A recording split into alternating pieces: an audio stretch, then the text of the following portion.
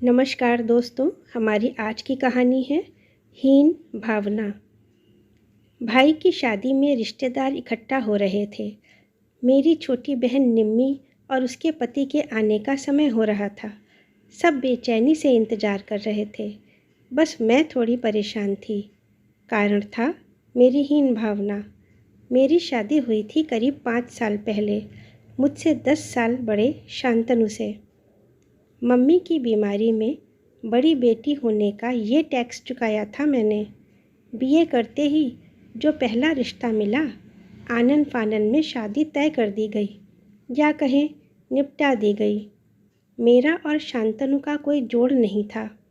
मैं मचलती हुई लहर सी अल्हड़, और वो ऐसा शांत समंदर जिसमें मिलकर लहर मचलना और इठलाना भूल जाती है। उम्र का अंतर, स्वभाव का अंतर। मैं एक नृत्यांगना थिरकती हुई सुर लय ताल में डूबी, और शांतनु हिंदी के प्रोफेसर, पता नहीं कौन सी दुनिया में खोए रहने वाले। ऐसा नहीं कि मुझे कोई तकलीफ़ थी, बस जैसा जीवन साथी सोचा था वो नहीं मिला। गृहस्थी स्वीकार कर ली थी, एक पुत्र की माँ हो चुकी थी, लेकिन शांतनु से दिल न लगा था, ना शायद कभी लगेगा। और इसी दूरी को बढ़ाने आ गया था मेरी छोटी बहन निम्मी का पति समीर। बेहद हंसमुख, गुनगुनाता हुआ। मुश्किल से 2 सालों का अंतर था पति पत्नी में। कल छोटे भाई की सगाई है, सारे रिश्तेदार इकट्ठा होंगे, और मेरी हीन भावना मुझे फिर से बौना कर देगी। दीदी कितनी पतली हो गई हो, जीजाजी कहाँ हैं, किट्टू कहाँ है। निम्मी 6 महीने की बिटिया को गोद में लिए थी, आते ही लिपट गई। उसके पीछे पीछे समीर आ रहा था, हंसता गुनगुनाता। मैंने कहा, अब तुम आ गए हो, अब रौनक होगी।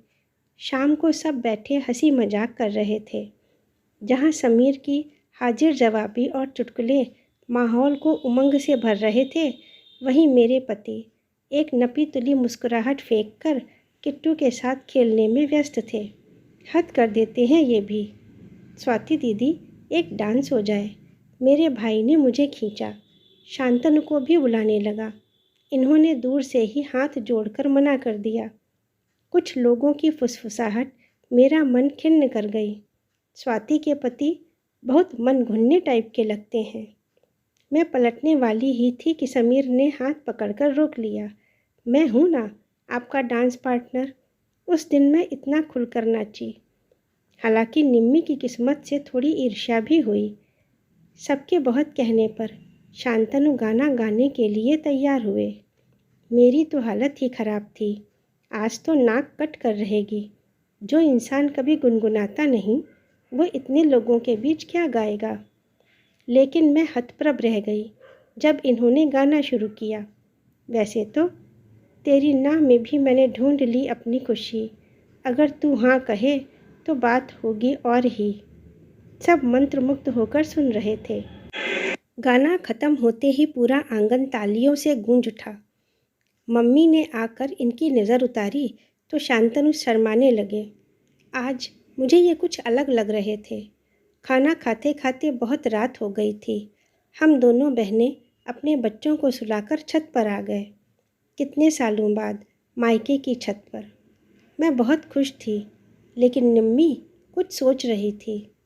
दीदी, आपके और जीजाजी के बीच सब सही चल रहा है ना? मतलब, मैंने लंबी सांस लेकर कहा। हाँ, तुम्हारे जैसा परफेक्ट हिसाब तो नहीं है यार, बस चल रहा है। क्यों पूछ रही हो? निम्मी एकदम से उदास हो गई। आज जब जीजाजी गा रहे थे, मुझे लगा आपके लिए गा रहे थे। मुझे लगता भी है कि आपने उन्हें अब तक पूरी तरह स्वीकार नहीं किया है। ऐसा है क्या? मैं चौंक गई। इसने कैसे समझ लिया? जो बहुत अंदर की बात है। मैंने खुलकर बता ही दिया। निम्मी, हम दोनों में 10 सालों का अंतर है।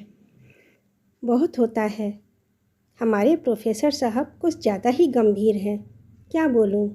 बस कट रही है। तुम नहीं समझोगी। तुम लोग तो लव बर्ड्स हो। निम्मी मेरे कंधे पर सिर रखकर चुपचाप बैठी रही। फिर बोली, दीदी, जिसको जो नहीं मिलता है वही अच्छा लगता है। जीजा जी की गंभीरता उन्हें लाखों में एक बनाती है।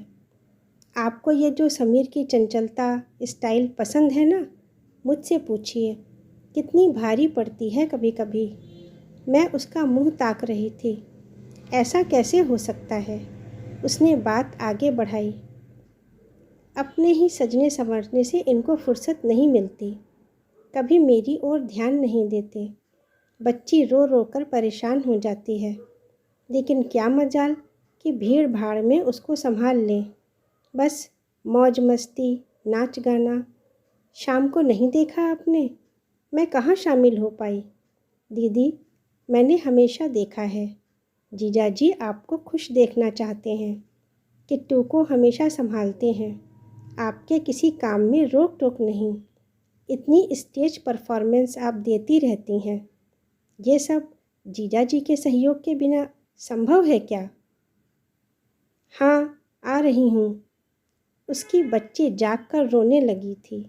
वो नीचे की ओर भागी। मैं घंटों वहीं छत पर उसी तरह बैठी रह गई। एक एक घटना मेरे सामने घूम रही थी।